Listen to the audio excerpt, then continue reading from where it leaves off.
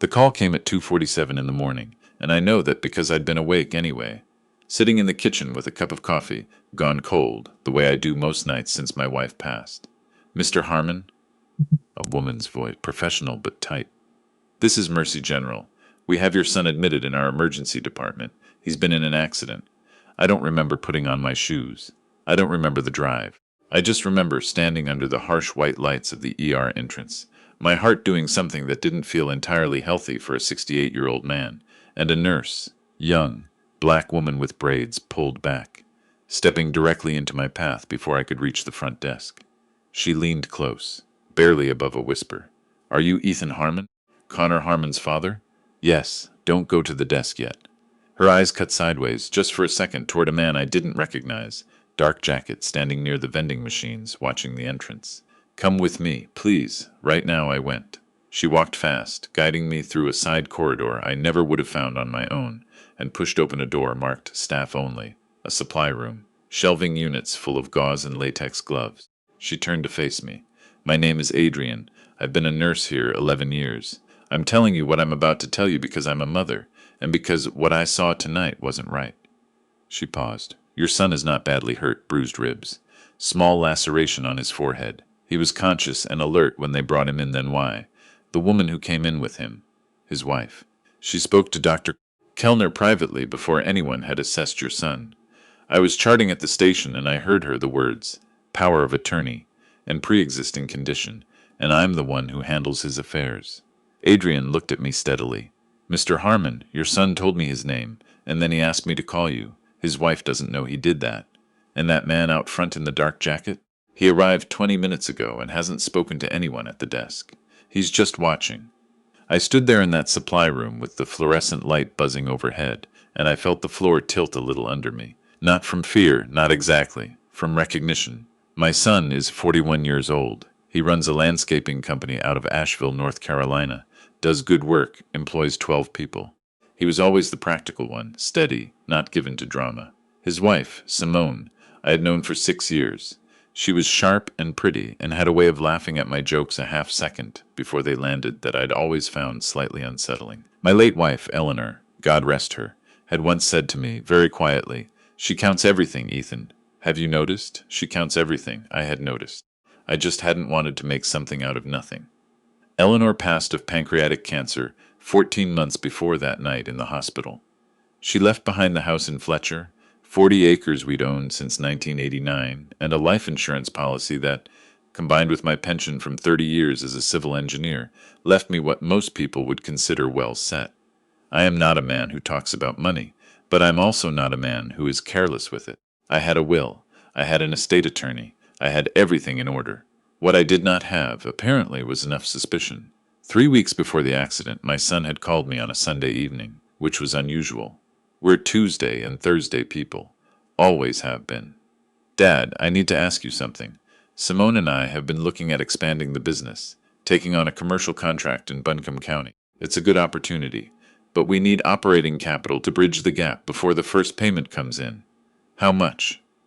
A pause. 80,000. I remember I was standing on the back porch, watching the field go purple in the late light. $80,000. Not nothing. Not everything, either, for a man in my position, but not nothing. "What does your bank say?" "We've got a line of credit, but it's maxed from equipment we bought in the spring. They won't extend it right now." "Let me think about it," I said. "Of course. Take your time." I thought about it for 3 days. Then I called my attorney, a man named Stuart Pruitt, who I've known for 20 years, and I told him what my son had asked. Stuart listened without interrupting, which is one of the things I've always paid him for. "You want my honest opinion?" he said when I finished. "That's generally why I call you. Don't write a check. Not yet. Ask him to send you the contract, the financials, the specifics. If this is what he says it is, he'll have paperwork. If he doesn't have paperwork, that tells you something. I asked my son for the paperwork. He said he'd get it to me. He never did. 2 weeks of nothing, and then the call from the hospital. Standing in that supply room, I asked Adrian to tell me everything she knew. She did. She was precise, and she was careful, and she kept her voice low the entire time. The accident had happened on Highway 74 around 11 p.m. A deer, my son had said. He'd swerved and clipped a guardrail. Simone had been following in her own car and called 911. The response was fast, the injuries minor, but something about the sequence had bothered Adrian from the moment they came through the doors.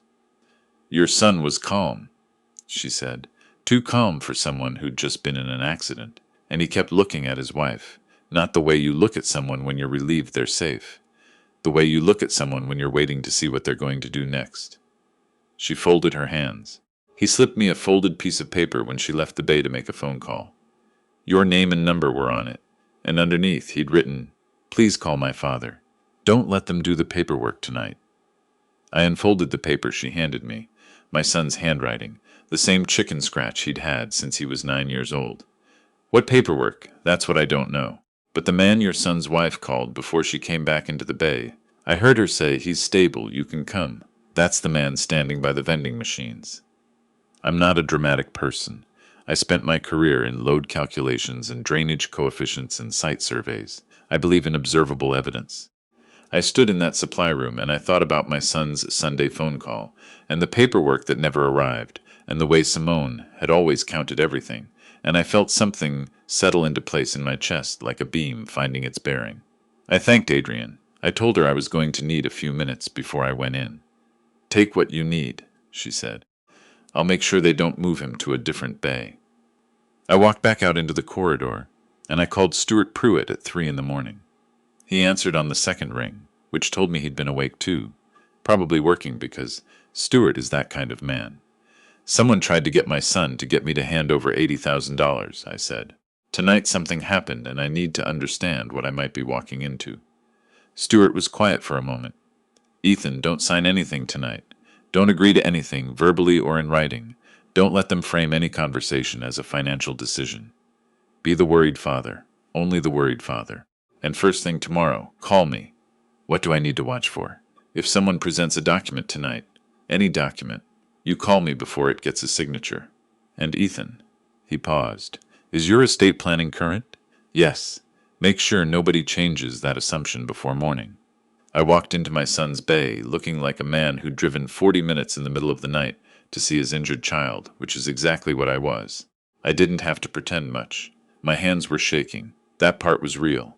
My son had a bandage above his left eye and a compression wrap around his ribs, and he looked at me when I came through the curtain with an expression I will carry with me until I die. Relief, shame, fear, all of it at once, on my son's face, a face I'd watched since it was brand new. "Dad, I'm here." I gripped his hand. "I'm here, son." Simone was on the other side of the bed. She stood when I came in, and she came around and hugged me, and I hugged her back and felt absolutely nothing. "He's going to be fine," she said. "Thank God, right? It could have been so much worse." "Yes," I said, "thank God." The man from the vending machines came in about 4 minutes later. Simone introduced him as her cousin Darian, who happened to be in town and had come when she called. He was maybe 35.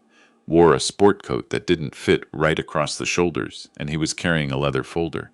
"I know this is a terrible time," Darian said, shaking my hand with both of his, "and I'm so sorry about what happened tonight. I was already here. And Simone mentioned that you folks have been working on some business matters, and I thought if you wanted to just get one thing off your plate tonight." "What business matters?" I asked, pleasantly. Tired old man voice. Simone stepped in, smooth as oil. "The loan, Ethan. The operating capital for the Buncombe contract. Darian is actually a notary, and he brought the promissory note, so if you wanted to, just—" "Oh," I blinked. "You know, I'd love to, but I left my glasses in the car. I can't sign anything I haven't read." "I can read it to you," Darian said. "That's kind of you. But I've got a policy about documents. Comes from 40 years in engineering. You don't approve anything you haven't reviewed yourself." I patted my son's hand and stood up. "Let me go get my glasses. I'll be right back." I walked out to the parking lot, and I sat in my truck, and I called Stuart again, and I told him everything that had just happened. "A notary at 3 in the morning with a promissory note," Stuart said. "Ethan, I know. A promissory note gives them a legal claim against you.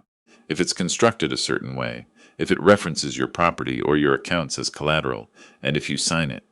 Especially at your age, after what could be characterized as emotional duress." "I know."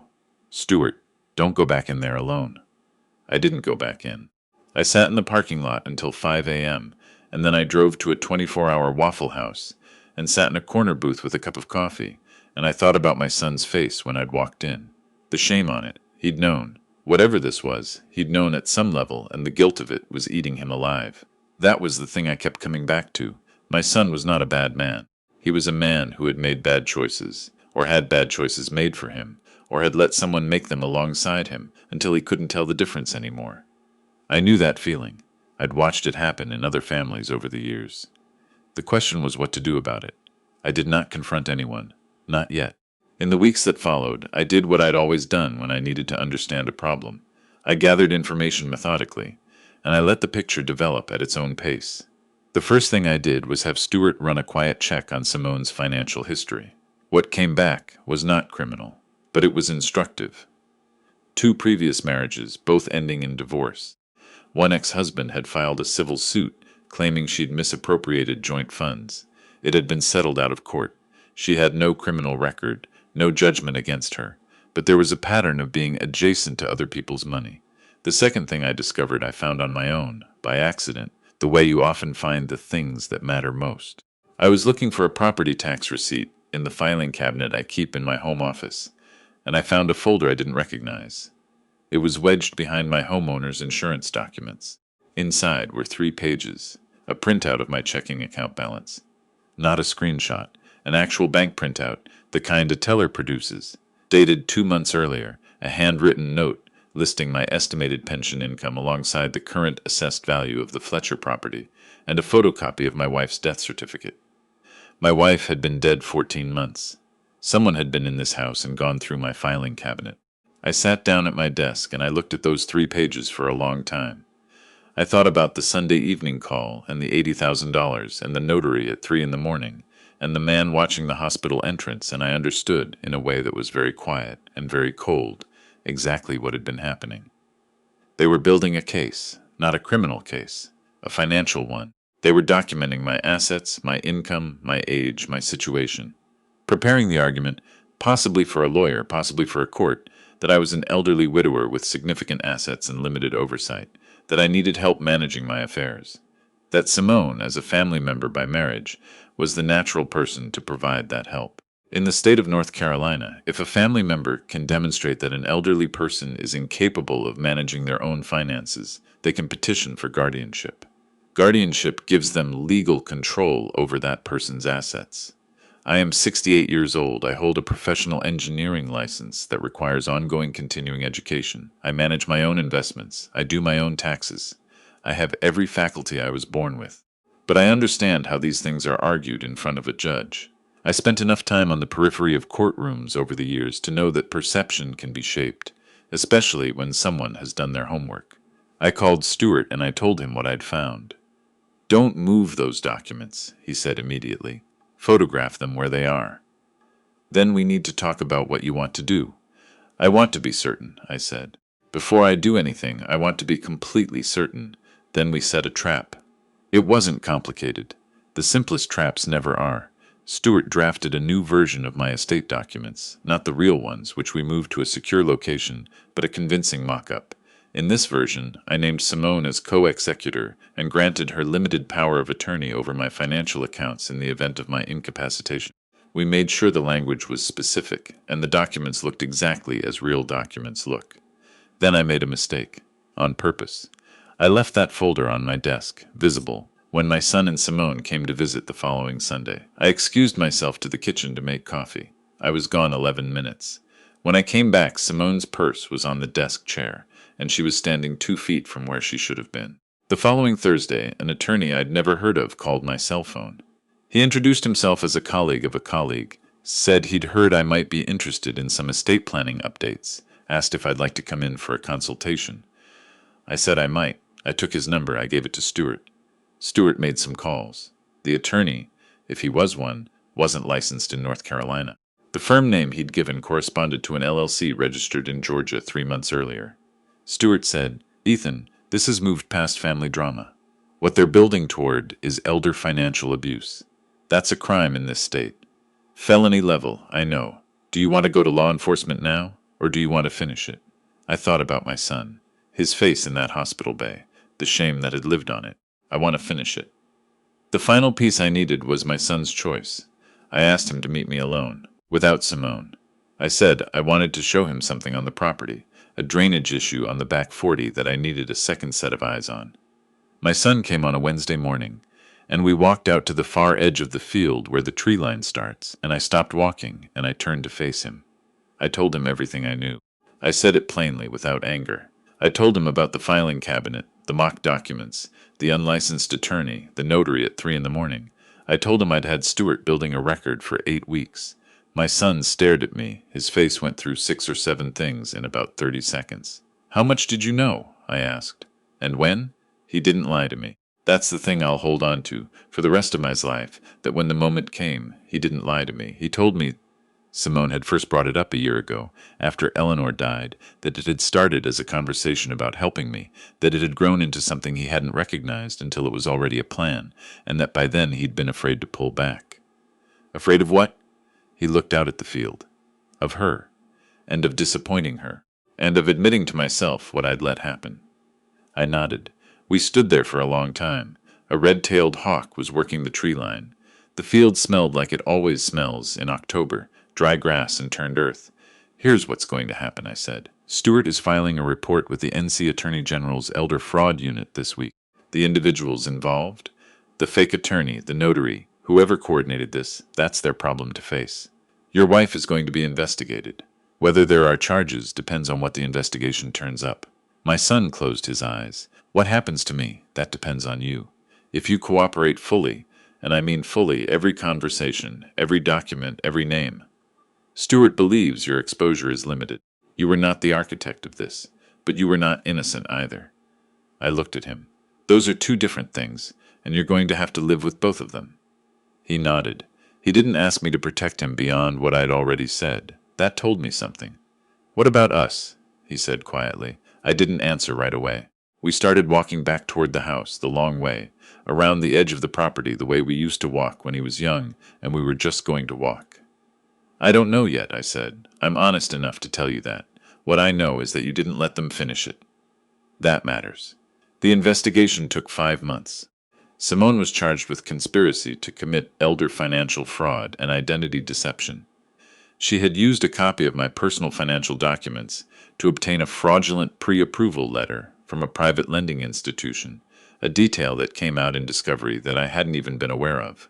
Darian, whose real last name was not what he'd given me at the hospital, had a prior conviction in Georgia for wire fraud. The unlicensed attorney pled out in exchange for testimony. Simone's attorney argued she had been acting in good faith as a concerned family member. The jury considered that argument for about 2 hours. My son cooperated, completely, as I had asked. His legal exposure was ultimately limited to a civil matter that Stuart managed. He and Simone divorced while the case was still pending. I sold 18 of the back 40 acres in the spring. I'd been considering it anyway, and used a portion of the proceeds to help my son get out from under the business debts that Simone had run up without his knowledge, a fact I discovered only after, and which shifted my understanding of certain things. I did not restore his inheritance. I want to be honest about that. I restructured my estate with Stuart, moved assets into a trust with an independent trustee, and while my son is still a beneficiary, the mechanisms are different now. He knows this. He's never once complained. He calls me on Tuesdays and Thursdays, the way we always did. Some things you lose and don't get back. I know that. I've lost enough in my life to understand how permanent loss feels, and this isn't quite that. What I have is different from what I had before. Smaller in some ways. More careful. But my son comes over on Sunday mornings now, without Simone, without anyone, and we sit on the back porch with coffee and look out at what's left of the field, and we don't always talk very much. That's enough. For right now, that's enough. People assumed, over the years, that because I was quiet and methodical, and got older every year the same as everyone does, that the quietness was the whole story, that the gray in my hair was a kind of surrender. They were wrong about that.